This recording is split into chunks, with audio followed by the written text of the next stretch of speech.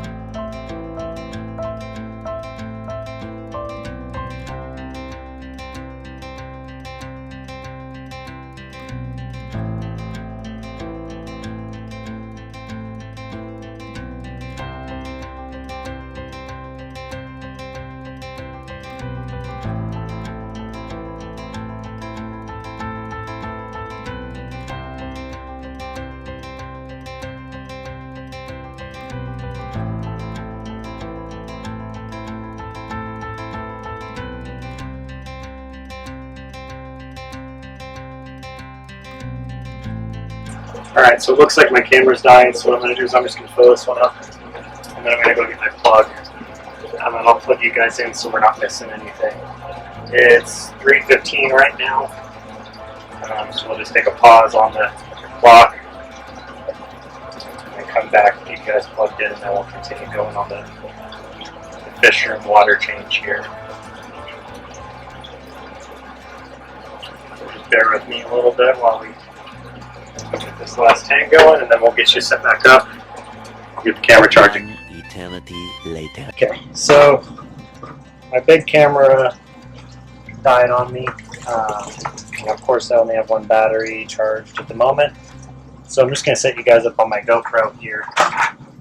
Yeah, so we're just doing a siphon on here. This is just the fry tank here. Usually there's quite a bit of waste in here because there is quite a few fry in this tank. Most of this still is just the sand, like I said earlier, that was in the bottom of these tanks before I switched them over to gravel. I just like the gravel better for the look of it. Even though I am doing this also for production of the fry, I still like the aesthetic of having it look nice. I know a lot of breeders do bare bottom tanks, or they just, will put under gravel filters or something in there so that they don't have to do as much maintenance on them. But personally, I like looking at my fish. I like looking at my fish room, and if that means having a little bit of gravel and a little extra work for me, I'm totally fine with that. So what we're going to do is we're just going to set this in there. Let that siphon keep running. As you can see, there's still a lot of fry in this tank. So what we've done is we've done these 4, we've done those 2. This tank right here we didn't end up doing. All it's got in here is 3 super red bristle nose, as you can see that guy right back there in this tank. So I think we're doing okay on that one. I've checked the water multiple times this week.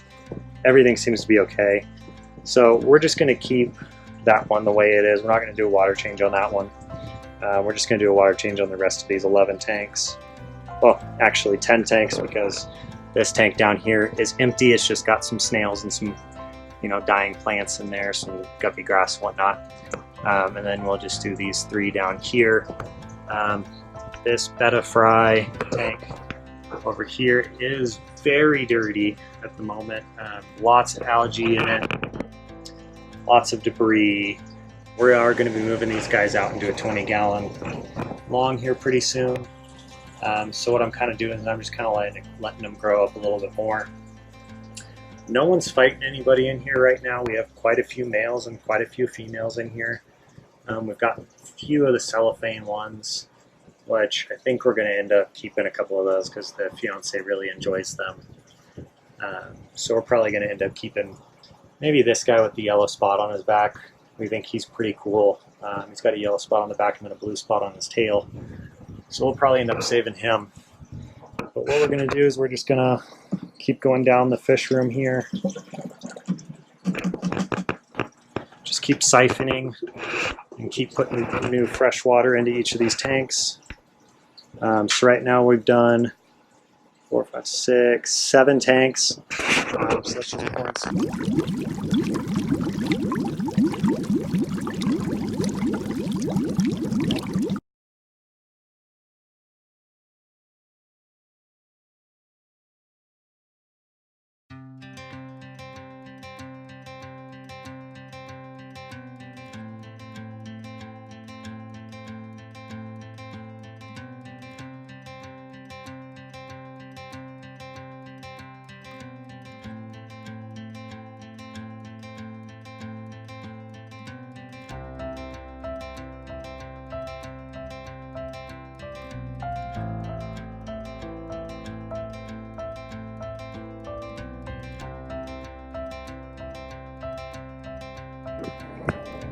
Alright, so that one's done. So now we've got all of these done, all of the top row done, and then we've only got the 3 down here, which I just built these about a week ago, and I checked the water and everything's still perfect in these. So we're just going to let those kind of sit. I did do a water change on this one about 2 days ago, just about 10%. You can see they're a little bit lower, so I might just fill them up and give them just a top off. We did build the new lids for these, so hopefully I won't have to do the top offs as much as I used to. So hopefully that'll help a little bit with the evaporation. I did a lid on this one as well. It did have a lid already, but I just wanted to put a new one on there. So right now it is 3:26. So about an hour would be my guess if I did the entire fish room here. We still have to do these guys over here. But I'm just going to wait for that camera to get charged back up before we do this, just because I really want to do this one right for you guys on film. Everyone pretty much knows how to do just a standard 10-gallon tank with a siphon. Look at all these fry that just came out to say hi. Lots of bluegrass guppies. Tons of fry in here. So excited to see that. Got 1, 2, 3, 4, 5, 6, 7, 8, 9, 10, 11, 12, 13, 14, probably 20 baby bluegrass in this tank. There's that male up there, absolutely gorgeous. Female is massive and she's beautiful as well. She's got some incredible coloring.